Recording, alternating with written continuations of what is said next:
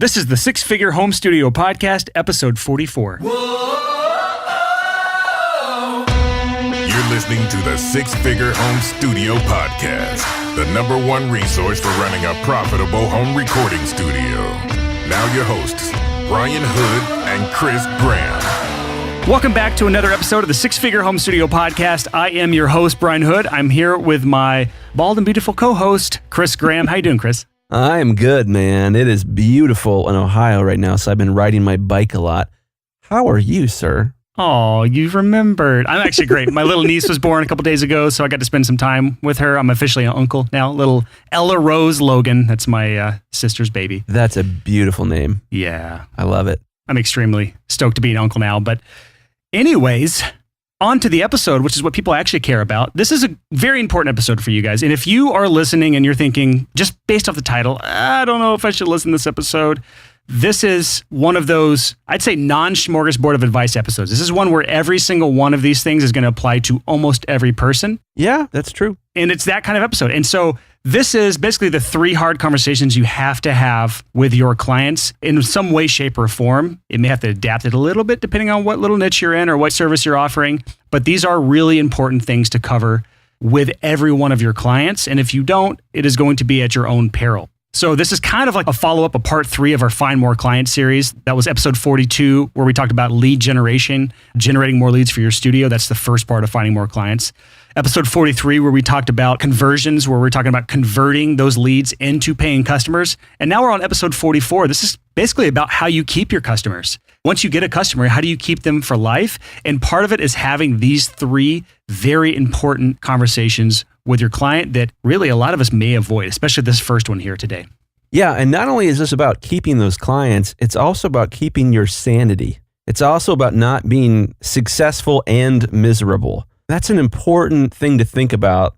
You can be successful and miserable. So true. And not just in our industry. I mean, like, this is a really common theme. Kind of the funny illustration that a lot of business books use is when you climb to the top of the ladder and realize the ladder was leaning up against the wrong wall. These are things that you want to think about. Honestly, this is an 80-20 thing that we're doing. As a studio owner, 20% of the causes of your frustration are going to create 80% of your frustration and misery of being a studio owner. And not just misery and frustration, but conflict with your artists, with your clients, because this conflict can stem from the lack of having these conversations, the lack of things being communicated correctly. Just because of that little 20% you missed, you lose out on a lot of clients coming back to you. Yeah, totally. I would say if you run a home studio, if you record people for a living, you need to keep this in mind. The producer's role is to keep things from getting in the way of making great art. I want to argue with that a little bit. Do it. I do not disagree with the producer's role being to keep things from getting in the way of making great art, but I think that's every person's role, whether you are a songwriter or you're a mixing engineer or a mastering engineer. Every one of us has this responsibility, not just the producers. Yeah. A creator's role is to keep things from getting in the way of great art. Yeah. I love that. I completely agree. One tiny little asterisk that you need to keep in mind here is the idea of letting the market do the dirty work. These are hard conversations, but if you don't have any other clients and your client knows that, these conversations get exponentially harder. Why is that? Well, it gets easier when the client knows, hey, you're late. And the client's like, I don't care because you have nothing else going on in your life. What you're saying basically is they don't respect you in this scenario. Exactly. And if there's no respect there, it is very much more difficult to have these conversations. So it's kind of one of those like chicken before the egg. You gain respect from having these hard conversations, but it's also hard to have these conversations if you don't have respect. So hopefully you can muster the courage to have these conversations if you are not respected by your artists. And there are a lot of things that really we should have an entire episode about making sure you're maintaining respect with your artists and they're respecting you. Yeah. Because it does make everything easier, but that's worth mentioning for sure. Super worth mentioning. And to go down a rabbit hole before we even get started, a lot of the issue that people have running recording studios or production companies or what have you is that as an industry, we are enablers towards artists. We let artists walk all over us. How so? You can be late. You can owe money. You can be late on payments. You can act like a moron and bring drugs into the studio. Because all of us treat artists like this, artists treat all of us like this. There's a rub there. And I'd say most people that I know that allow artists to walk all over them, it's because they just want to make things easier for their clients. They think that by allowing things to slide, by letting things be, more laissez-faire, if that's even used correctly. I don't know. I've heard that term used before. Did I use it right, Chris? Technically, it's an economic term coined by the French, to let the economy grow and develop. Okay, well, I think no I used it government correctly. restrictions whatsoever. Shut your whore mouth, Chris. Anyways, by setting these precedents with your clients, by just letting things slide all the time, you are basically saying this is okay. In your head, you're thinking this is going to make my life easier, when in actuality, you're making everything harder. Yeah. Have the courage to set the precedent from day one and to have these 3 difficult conversations. So let's move on to the conversations. The first one, and this is probably the easiest one to guess if anyone were guessing right now what these 3 hard conversations are. The first one is money. Money, money, money, money, money. This is one that as creatives, we shy away from. We don't want to have this conversation. We want to act like there's no money involved in this project. It's only creative minds coming together to create art. But in all reality, if you are a hobbyist, this doesn't matter. If you are trying to make a living, this is incredibly important. Money is the second most important part about running a business. The first being the product that you create or the service that you provide. So this money thing, it really is important. And I think that there's a temptation in any kind of creative industry. Oh, the money, you're selling out. If you think about the money, it's about the art. The money's not important. Yes, it is. And here's why. The older you get and the more responsibility you have, if you get married, if you have kids, the more important money becomes. And ultimately, what happens in most creative industries is people start young, they create, then reality sets in, and then they have to go sell life insurance or something similar like that. The reason is because they didn't put money high enough up on their list of priorities to start with. They didn't build a business whose ultimate goal was to keep them making art for the rest of their lives. It's not about selling out, guys. It's about enabling yourself to make art all the time, forever. And that's what makes the business conversation so fun, because it is an art conversation. Doing business well lets you keep making art, and that's awesome. So we're talking about art. We're talking about how do you make art for the long term. The way to do this, the way to have these awkward conversations with clients is to recognize that I'm doing this for the sake of art. I'm doing this to make better art. And in order to make better art, I have to be passionate enough to be willing to have the hard conversations. That's a big deal. So I think the easiest thing to do here is to just own it. Is to sit down with the client and say, all right, we got to have that awkward money conversation. Yay! And just make fun of it. Point out that it's awkward and don't pretend that it's not awkward. That's one of my favorite things to do. If something is awkward, just point it out, because they're thinking the exact same thing. And honestly, in my experience, this is not really an awkward part of my interaction with artists. Back when I used to have bands in the studio with me, I would just sit them down day one or the night they came into the studio before we started the next day, because I actually had bands living at the studio. And we would just say, okay, looking forward to it. We'd talk about the project a little bit and then say, okay, let's get the money thing sorted out. Do you guys have the money for this project? And that's just the way you start the conversation. If they don't have the money, this becomes a little more awkward. But 9 times out of 10, the artist would come in, cash in hand, ready to pay me because, and this goes back to setting expectations ahead of time, they knew that it was due on the first day of recording. I prefer people pay you on the first day, but no matter whether it's the first day or once you finish the project, no matter what, you need to have this conversation on the first day, or else you're never going to have it. Yeah. And ultimately what that comes down to, and this applies to every single one of these hard conversations, is there are only 2 ways to go about difficult things. Hard, easy, or easy, hard. You can do the hard things first and it's easier later, or you can do the easy things first and it'll be much harder later. There's a book that I recommend about this. It's called Eat That Frog. It's by Brian Tracy. And it's all about doing the hard things first. Eat that frog first in the morning or at the beginning of the month, the thing you hate to do the most, so that you can have easy for the rest of the day or for the rest of the month. Yeah, that's amazing. You could pretty much sum up all of our advice in choose hard, easy over easy, hard. Yeah. That's pretty much everything we're advising people, is do a little bit of hard work first that makes the rest of the work easy down the line. So here's our next point. Business model. You have to figure out ahead of time, what's your business model? Are you taking a deposit in advance? Are you requiring half up front and half on delivery? You have to solve these problems and you have to make a commitment and say, here is my policy. And there has to be consequences. There has to be, if this isn't paid by this date, then this happens. It has to be some sort of, you're not going to get your music, you're not going to get mixes, something where you're withholding something until you get paid. Leverage. Yeah, there's leverage with it. If it's just, here's everything and I hope you pay me one day. Good luck with that. Good luck, yeah. That's why you're listening to this podcast, right? Is that you've tried that and it didn't work out.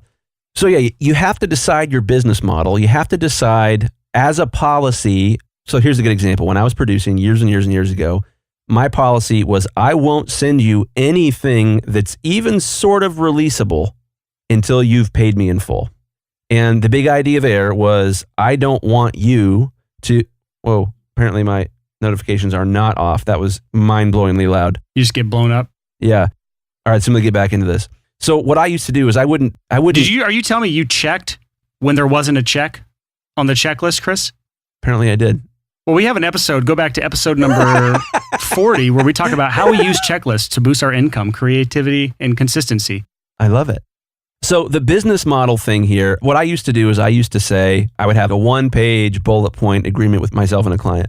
One of the last points on it was, I won't be sending you a file that's releasable until I've been paid in full. Yes. And the big idea there wasn't to be a jerk, or it wasn't because I'm some business dude. It was, I need to be able to focus on making great art.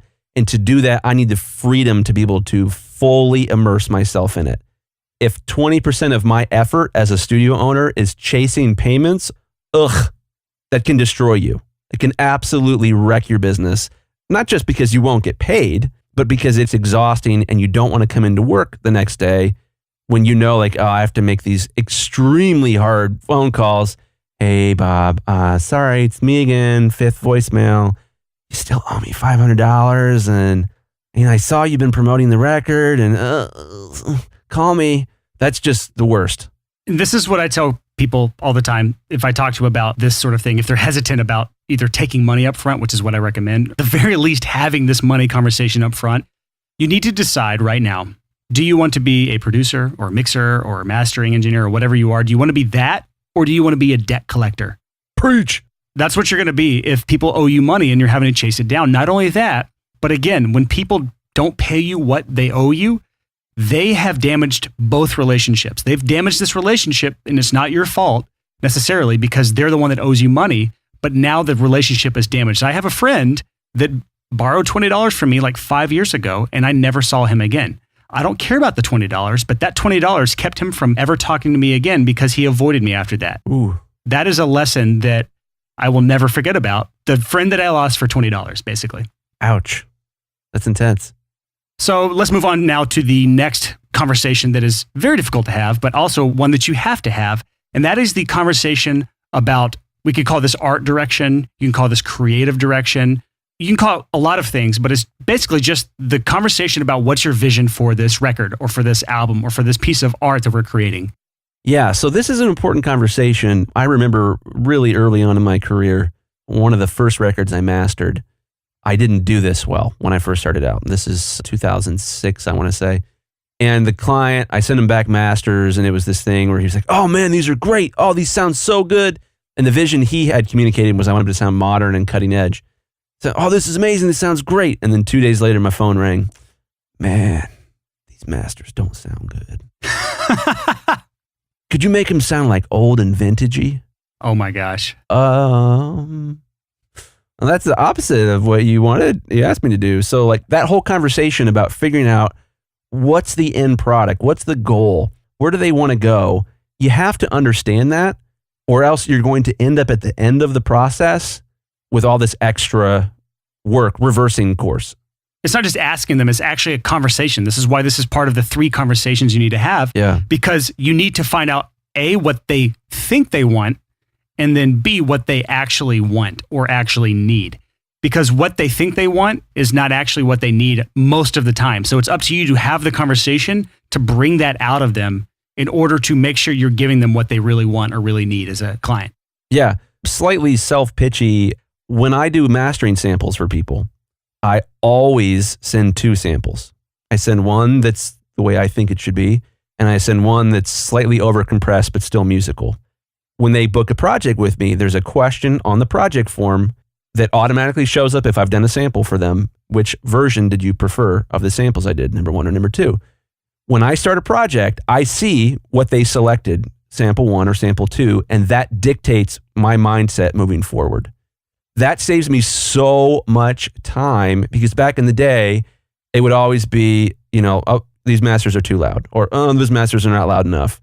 Oh, I didn't know that's what you wanted. Oh, my bad. Okay, well, let me approach this from a slightly different mindset. So just a little trick like that, you'll have to figure out how to apply that in your own niche.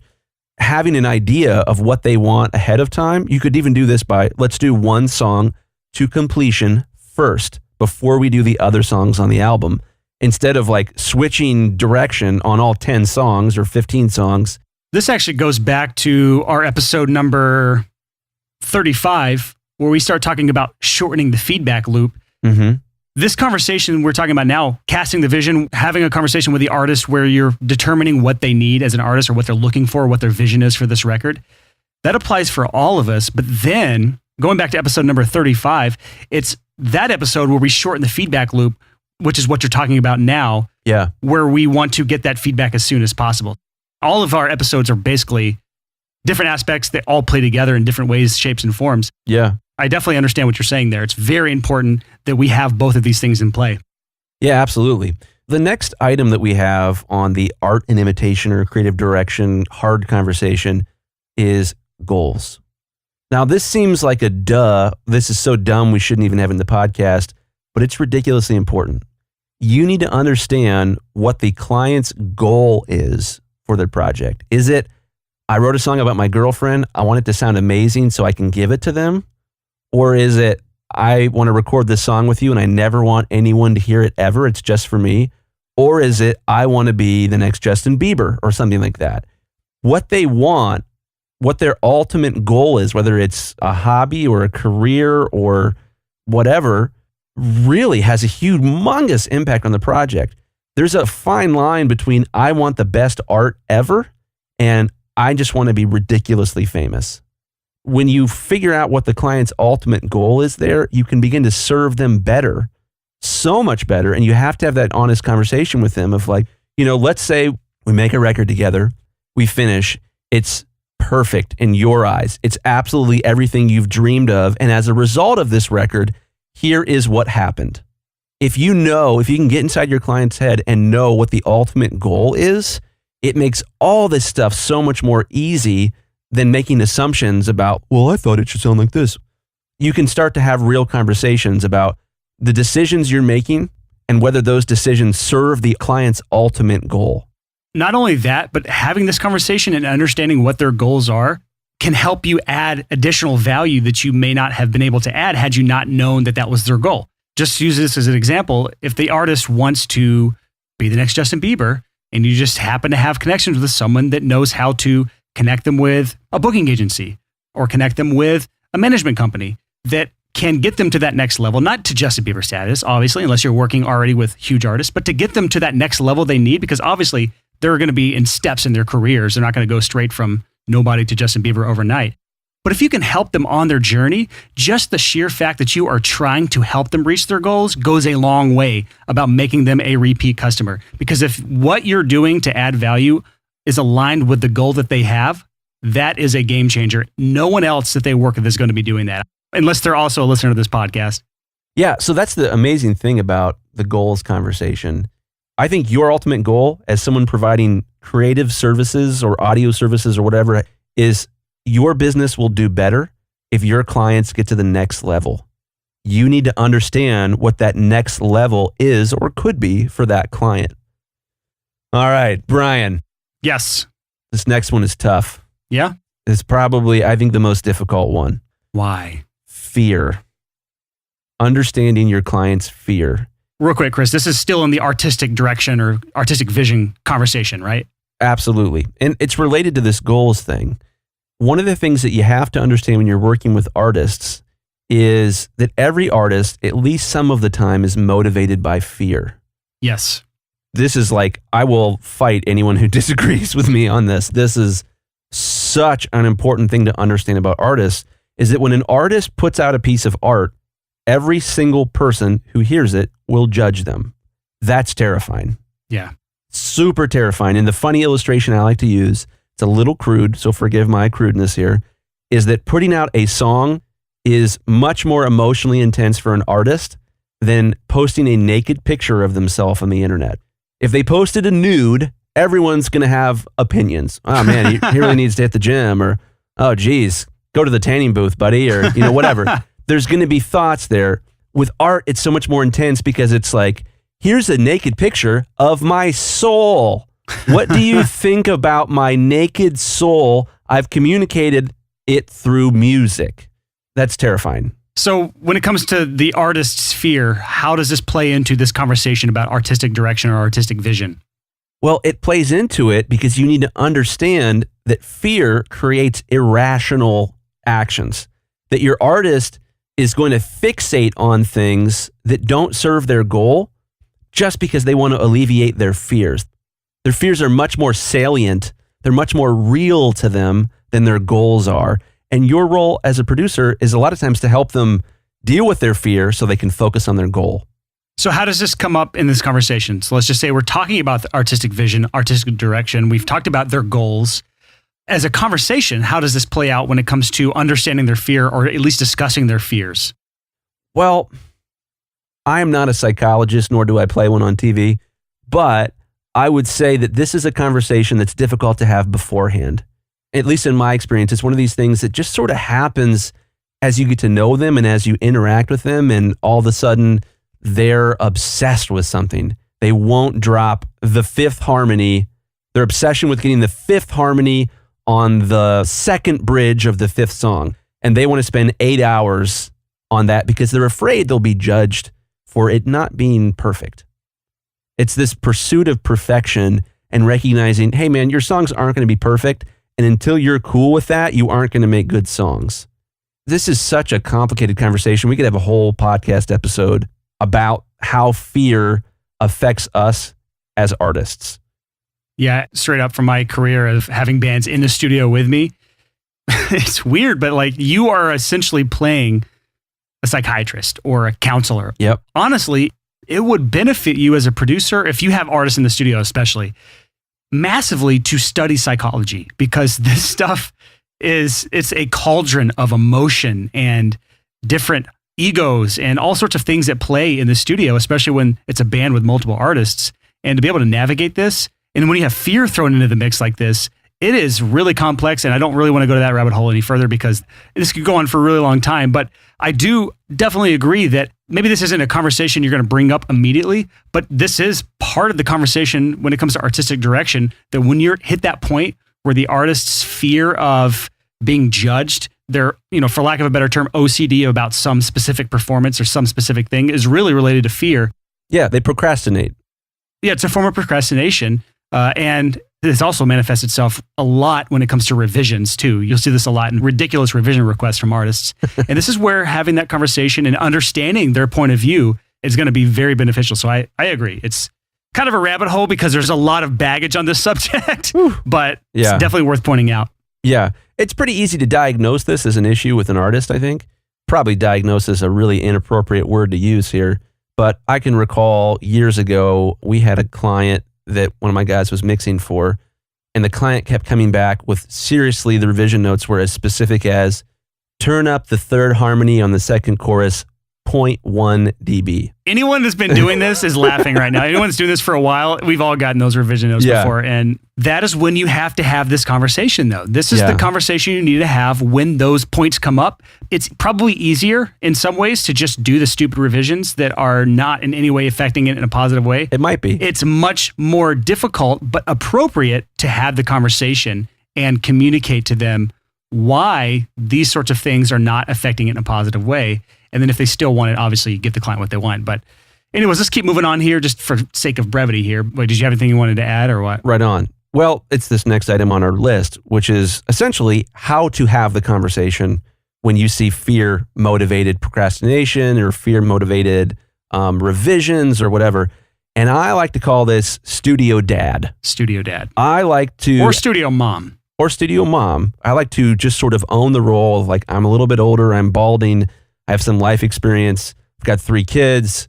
I did this right before the podcast with a client. He wanted to fight the loudness wars. He wants his song to be ridiculously loud. And to just call the client out in a loving way and say, look, you're really talented. You have great ideas for songs. You have great vocal tone, but you're terrified of what people think of you. And that terror, that fear is keeping you from making more songs.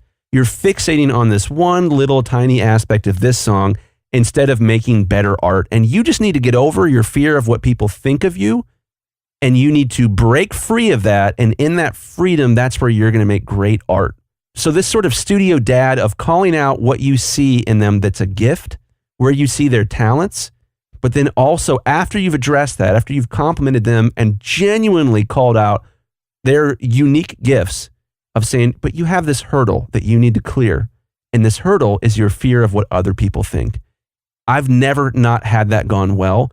Isn't that what we all want? Is someone older or wiser or whatever to call out and say, you're great at this, this, this, and this, but your obstacle is that. I love that. So there's a huge opportunity to, I think, to pour into people's lives and to be a mentor that can solve a lot of these issues. This can definitely be a very delicate dance, though. Yes. Because it could go a very, very bad way if they take it the wrong way, or if you do not preface it with a compliment first, or that you do not word the criticism correctly, because that is a criticism, and a lot of people don't take constructive criticism very well. You need to be able to read the person really well. Yeah. I had a guy, a podcast listener, schedule a call with me the other day, and he wanted to talk about getting some songs mastered, but also some advice. He's working with a producer who's kind of been jerking him around a little bit, and he's not sure how to approach this issue. My advice to him was a compliment sandwich. I call that also a shit sandwich, because yeah, compliments on the outside and then a little shit in the center. Exactly. So the way you do this is you sit down with an artist or a client or whatever that you're having issues with. You give them a compliment, a genuine compliment that you really, truly mean. Yeah.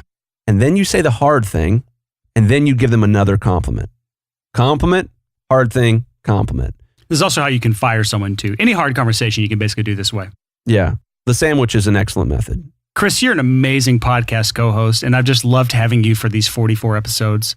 However, your services are no longer required, and you're a great guy. Okay. That's the shit I'm okay sandwich. with that. I'm a great guy. And this is a solo podcast now. All right, let's move on.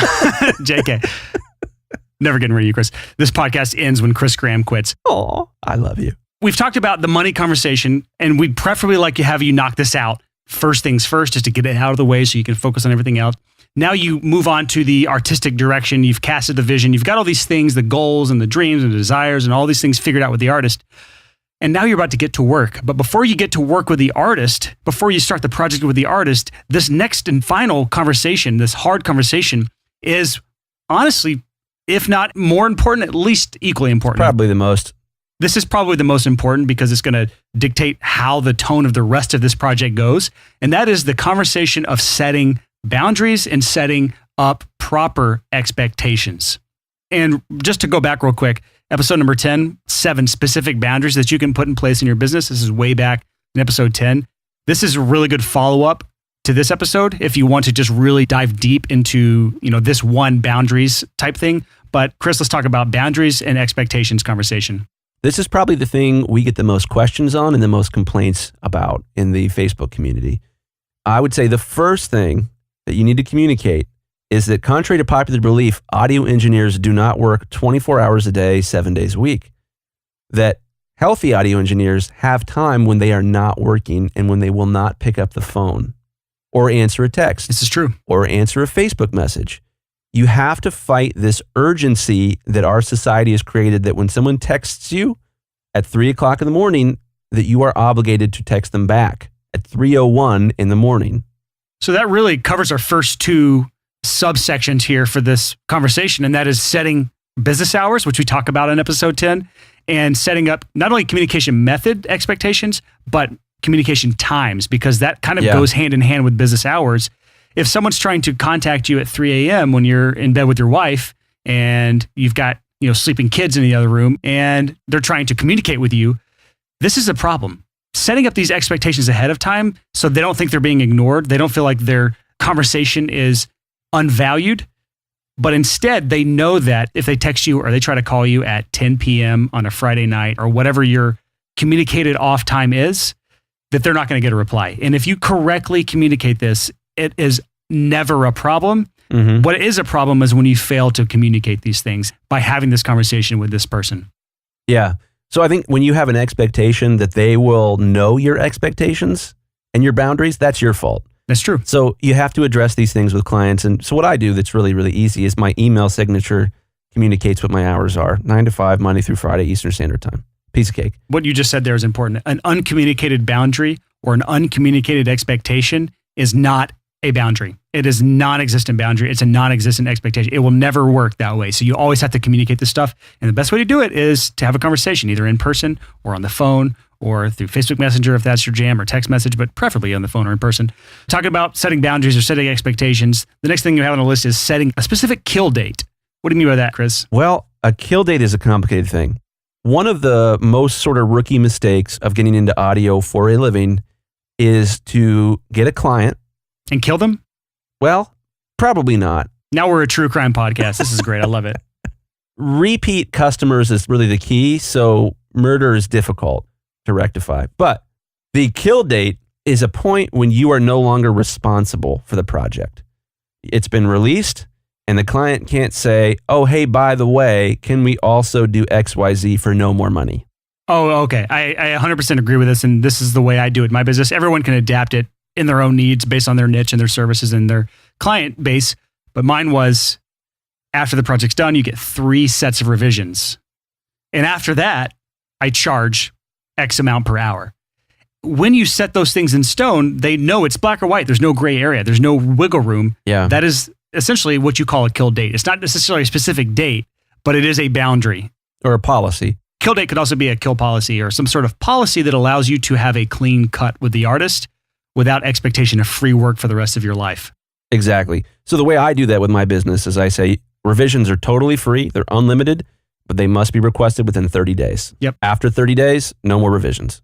All right. Some of the other ones we've had on our list today is kind of things we've covered before, but setting a release date. We talked about that a few episodes ago. Setting a specific release date with the artist in a conversation so that you are both on the same page. Very important stuff. No explanation needed there. And now we need to talk about being prepared. So setting expectations and having this conversation about being prepared.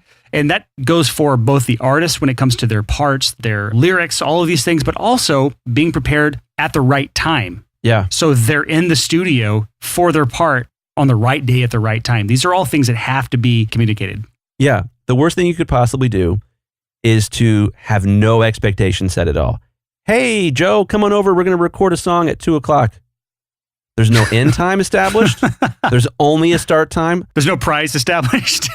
There's no price. There's no specificness about what we're actually going to do. Yeah. But if you say, hey, I've got a session open in a week. You need to work on vocals for this song. How about from 4 p.m. until 8 p.m. we'll work on vocals for your second song on your album.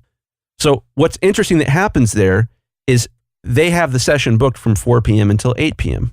Even if you're doing one price per song and you're not doing hourly, to have specific times with a start and an end time are really valuable because the artist now knows if I show up at 5, the session still ends at 8. Yep. It doesn't end at 9 because they're an hour late. You didn't say you have a 4-hour block. You said you have between 5 and 8. So you can come whenever you want in that time. Yeah, exactly. So if you want to show up at 7:30, we've got 30 minutes to work and then you're going to go. So that's a huge thing. Just communicating that expectation where there's a kill date, an end time, that sort of thing, in my opinion, is the best thing you can do to get an artist to be prepared. So just to kind of sum all this up, there's just the 3 major conversations that you need to have.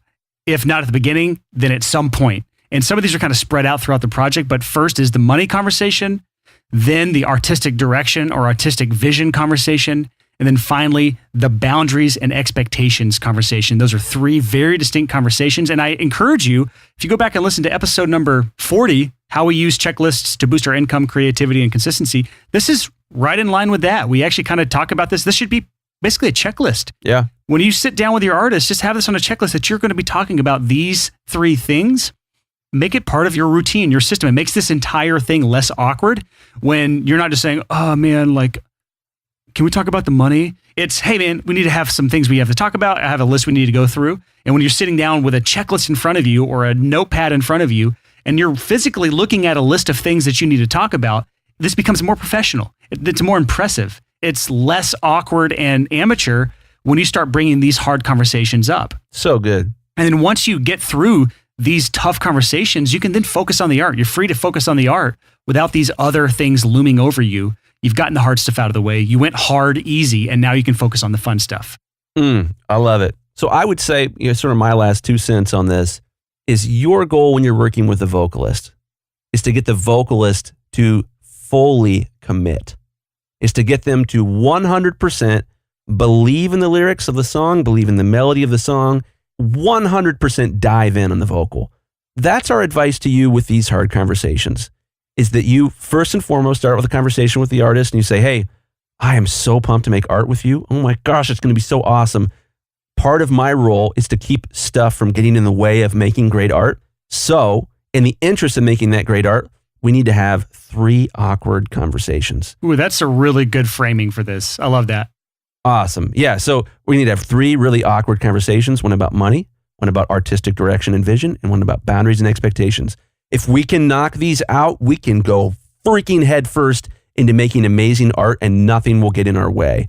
And you have to commit, like the vocalist, to this vision, to this, I'm going to communicate these things. It's going to be awkward, but who cares? It's going to get us in a spot where we can hit flow state and make great art. So fully commit on these. Don't just like, Mr.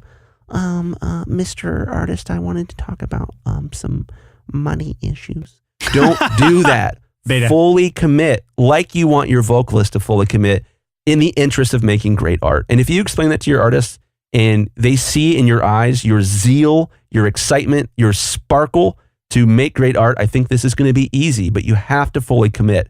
In the same way that making a great vocal sound good, it's difficult to make a great vocal without fully committing. It's difficult to set your boundaries, to set your artistic direction, to have the money conversation without that fully commit. So just give it a try. Fully commit with a client, see what it feels like, totally own the awkwardness. The end result here is great art and flow state. So that's it for this episode of the Six Figure Home Studio Podcast.